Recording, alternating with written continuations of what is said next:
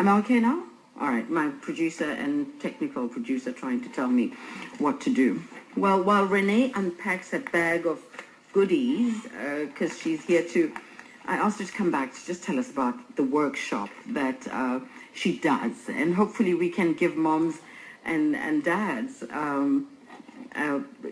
tips on how to use what we have in the home to learn and play. But the last time Renee was here, which is exactly 2 weeks ago, she's so passionate about what she does. Both of us were teary-eyed by the time she left, and she she kept the conversation going on Twitter. So I'm hoping that we will continue to use Twitter and educate more people as we go ahead and do that. Welcome, darling. Hello, Chef. I feel like I've known you for 100 years already. Exactly. And just for your passion. But in the news, we heard very quickly about, residents in Sebokeng, schools were disrupted, and a lot of kids are not getting education these days.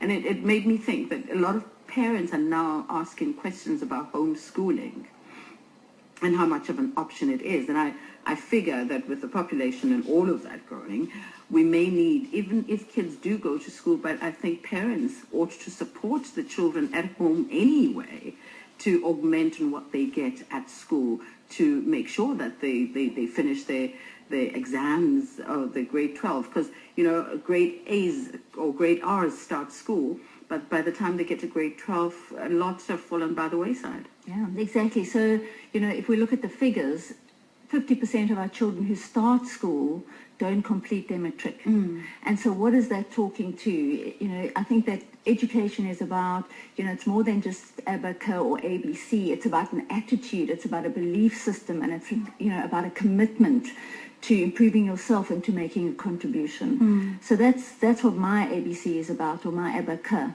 And I think you're so right.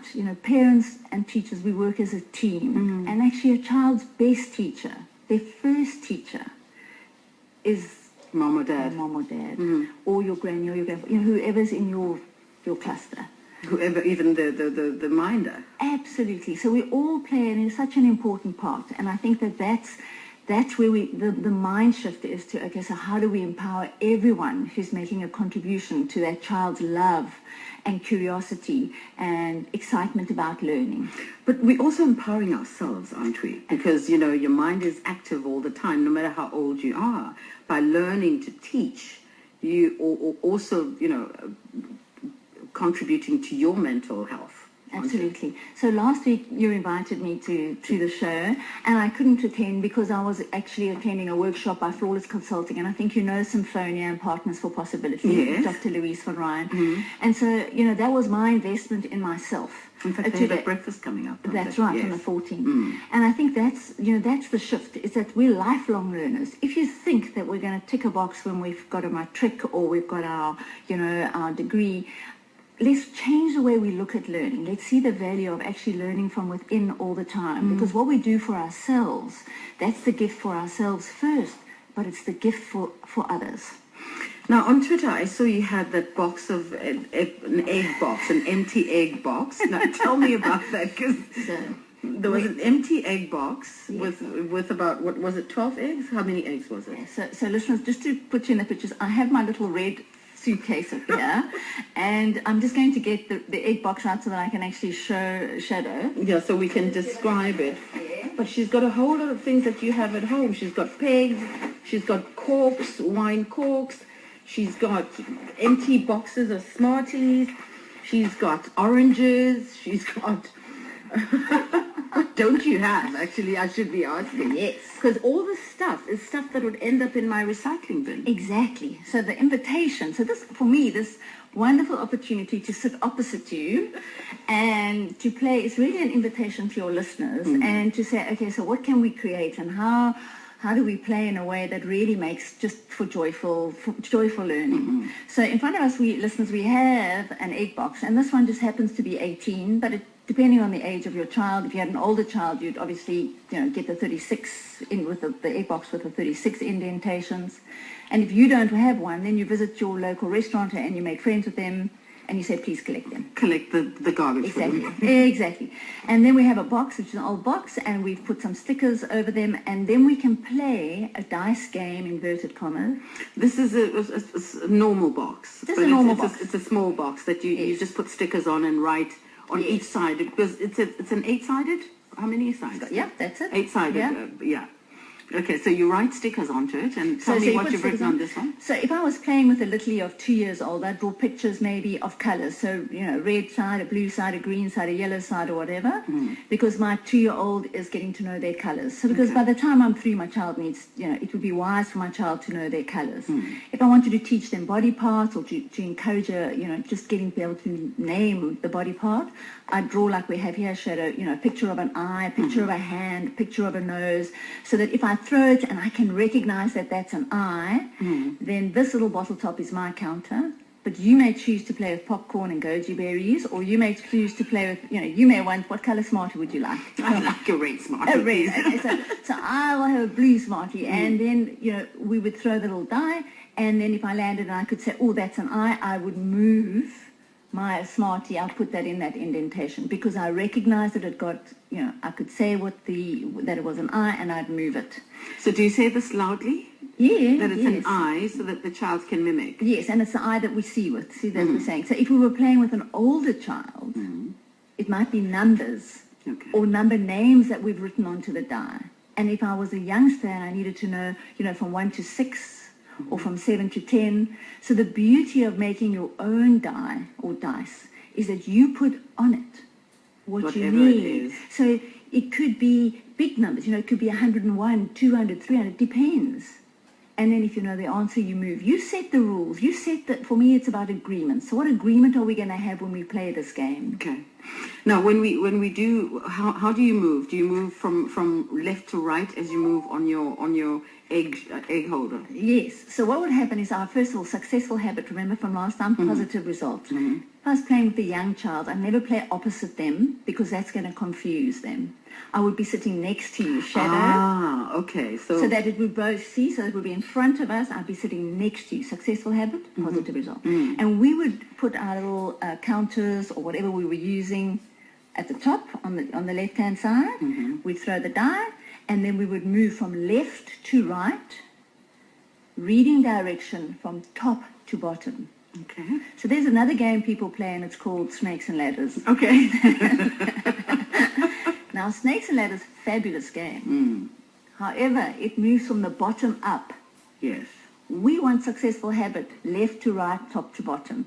Okay, so Snakes and Ladders without the ladders and without the snakes. Well, to eat you out. And it's from the bottom. We want to teach. It's a reading habit. It's teaching our children to track from left to right, reading direction. Okay. And at the same time, we're counting 1 to 1, because as I'm moving my little counter, my piece of popcorn or whatever, from space to space. So there's a physical activity. So it's just this most gorgeous, wonderful game. It is. I'm worried about winning, because winning and losing it can be quite challenging and can be discouraging for young people. So with what happens? Who gets? If I get to the bottom first, it means maybe I've won as the parent. Yeah, so you can eat your piece of popcorn first. I can eat my piece of popcorn first, but if I do well all the time and they don't get to eat the piece of popcorn or Smarties first. Yes. So isn't that discouraging? So there are different ways to play. So maybe in the beginning when you play with your child, so we would scaffold the learning. Maybe in the beginning when you play as a team together. So we have an opportunity. I throw and you look and say, oh yeah, what can you see on the side, Shadow? I see 5. A 5. So we both say, okay, that's fine. And we move 5 places together. So we're introducing the game. Okay. Okay, so there's a step. So we can introduce the game. The next level would be, okay, so now we're going to really play, and we're going to play as a competition. It's just really fun. Because again, learning speaks to the attitude. Unrealistic expectation, if you think your child's never going to have to deal with, with winning or losing. Well, I think they should learn how to deal with winning and losing, but it's how it's introduced them, so that they don't feel like they're losers for the rest of their lives. No. This is a game. We play games, so it's fun. So sometimes you win, sometimes you lose. The little chuckle I always had is that somewhere, when I was teaching grade 1, some parents wouldn't allow their kids to lose. Okay. So they'd come to grade 1. In grade 1, we play games. And suddenly, for the first time, that child's losing. Now, socially, emotionally, that's a big challenge. So it's wise for us as parents to introduce the concept of winning and losing. But again, it speaks to their attitude, because in life, some of us are good at those things, and others are good at other things. And we're not all good at the same thing. Exactly. And in fact, we ought to measure ourselves with ourselves, as opposed to measuring ourselves with what other people are doing. Okay, so this is the game with the dice, and again, I wish I could take pictures of this and put them, but we do have this on Twitter. I'm going to retweet. And this one you recommend for how old? Well, you can play for any age group. So I played with grade 7s. The same The same baseboard, but I've used 36. But my dice are different, because maybe I'll have 2 or 3, and I'll be throwing them and adding them or multiplying, or maybe I'll have fractions on that. Or maybe I'll have the answer to, maybe there's a piece that they've had to learn, and I've written the answer, one word's on, maybe it's whatever, and when they see the answer on that, can they give me the question that would answer that, whatever they could see. So it's really, you can use this for whatever level you're playing at. The idea is that the egg box is just the most incredible baseboard. And not necessarily for numbers as well. For numbers, for sounds, for history, for if you're learning a second language, and I've got to learn Xhosa or Afrikaans, and I'm English speaking, why can't I write my words on there? On the dice. On the dice, so die itself, and as I roll, can I read that? Can I pronounce that? Or can I give you a sentence with that? And then can I move a space? Wow. Why don't we all think of this stuff? And it just looks so easy. So you've just taken out other dice. Yeah. So the nice thing is that if you just have regular dice for die, for that you can play so many ways, because children have to get to know the number pattern. And of course we want to present 4, not only looking like those dots, but in a different way. So I can just, throw in, do I recognize that's a 5 or a 4 or whatever. But all the children in grade 1 have to learn about bonds, about sums, about adding things. So just to take 2 and to throw them, can you add? So there's 6 and a 1, so it makes it a 7. Yeah, so now could I use that for multiplication? Now can you multiply that, Shadow? No, I can't. 6 by 2. 12, of course. But now also you can use this opportunity to get them to write the numbers, depending on the age group. Of course. And so for me, I would, like we said 2 weeks ago, I would say, get a tea tray, tray, put some powder on it, or if your child's really resistant to writing, maybe a teaspoon of custard or flour or instant chocolate pudding. And so instead of having to write that, you write it in there with your finger, because then I'll be inclined to want to write and to practice my writing. Yeah, you see, so they're all different ways. So an older child, I could be throwing 1, and now can I recognize, that's 2, but what's double that number? What's triple that number? What's 10 more than that number? I think this may also help for parents to participate in homework, because children resist homework because they get stuck with it and they don't know how to. So this would probably help parents just get the child over that hurdle. But how do you broach it? Because when you say homework, child goes, no, Mommy, I'll do it later. I'm tired. I don't know what the teacher said. I don't know what it was about. Do I go to the teacher and say what was the homework so I can assist? So for me, it would be wise to just, change homework to home play. Okay. Because again, it speaks to language and mindset. And so many parents, we're working. And so how do we get the challenge of footing work, coming home, cooking, cleaning, and, this big expectations of hours of work, of homework. So the conversation must happen at school. And I think, I'm very blessed to have worked with many, many schools. And so we mentioned the school last time we were together. That very same school flew me up to Johannesburg to do a workshop on homework. And I had parents sitting around tables just like we are now in the studio. Yes. With the egg boxes, with the polystyrene tray, with the whatever. And we played, and they so got it. And they saw the gift of saying, I need to practice bonds. I need to practice multiplication, addition. I need to practice sounds. And that spelling list, every Friday, I have a spelling list of 10 or 20 words to do with my child. And we just show them different ways to do it. So you can coach parents to be that parent who can then use all these games and play at home, as opposed to having homework but have home play. Yeah, so you can do homework. You still have to do the homework. You have to tick the boxes for the school. But you know, how but do it you helps, make it helps explain. Absolutely, because if we're playing and we're practicing addition and multiplication, but in a fun way, that's going to help me with my maths, with my numeracy. That's going to help me because I'll be able to think of the answers really quickly. So, what else is in your bin? What are the So not your choose. bin? Your suitcase. I called it a bin. I beg your pardon. Suitcase. It does look like a bin. It's got all kinds of things that belong in a bin. But you've got pegs. What are the pegs for? okay, so Shadow's scratching in my, red, pegs, yes. my very nice red suitcase. So the pegs are really wonderful to combine with something else. Okay. So I think one of the tweets, I'm not sure if you saw, Shadow, was the combine with a box and pegs, or with a polystyrene tray and pegs. So in order to write beautifully, so there's a whole thing around children go to school, grade 1, we're going to be writing in our book. I have to have the ability to hold the pencil. I have to have the ability, I have to have speed. There are a whole lot of little things that I need to have in place in order to get the work out in the time that's required. And in order to do that, I need strong muscles, fine motor muscles. I need to be able to hold that pen. So these little fingers, these three are 3 friends. And what better way to practice and play than doing some pegging activities? So I could play with a 2-year-old and I could say, well, you know, peg my jersey, try and peg my nose, because then I'm doing body image. I try and peg my shoes. Let me see you peg that tray. Let me see you peg whatever. Yeah? And it's really strengthening It's the fine motor and just strengthening those fingers. So that when I get to grade 1, I'll be able to hold those. How did you get to learn all of this yourself? How did you discover it? Yeah. So I think for me it was also that I know that I'm a lifelong learner. I know that there's so much to learn, Shadow, and I've been very blessed to have had the opportunity to learn from the best, and I know that I will learn all the time. So I will go and see who's doing what well, always, who's the best at what they do, and I'll go and learn from them, and then I will take it and make it my own, just like I do with the people who sit in my workshops. I say, here's the idea of what you can do with bottle tops or lids. This is my gift to you. But be creative. I know that you can do it even better than I can do, because you know who's sitting in your room. You know who your child is. Now present it in a way that's going to ignite a love of learning, because that will be your biggest gift to me. So I've learned from occupational therapists, from physiotherapists, from magnificent women called just so many people, and I've put it together in a way that I know, because having taught for 10 years.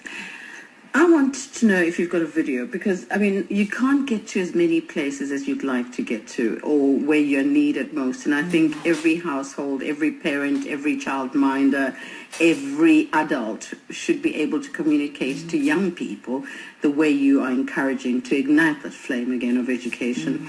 So you would need a video. You would need something that we can access. Yeah. So I think it was early last year, I took the plunge and we made a video. And I can tell you... I did, and it's called Lighton Education. And we just made a couple of short clips using items you have at home. So the polystyrene tray, the egg box, a piece of an A4 piece of paper that just got one side clean, and how do you make a book with it, and the possibilities of that little book. So we made the video, and it really has been a great help, especially for parents and for educators, for creches, for those, as you said, Shadow, those who don't have an opportunity. So that was definitely a case of, feel the fear and rise, instead of feel the fear and run and hide. And hide. Fantastic. Yes. So where do we find this video? So you can get it online. You can email me on, go to my website, www.reneelighton.co.za, and you can order it online.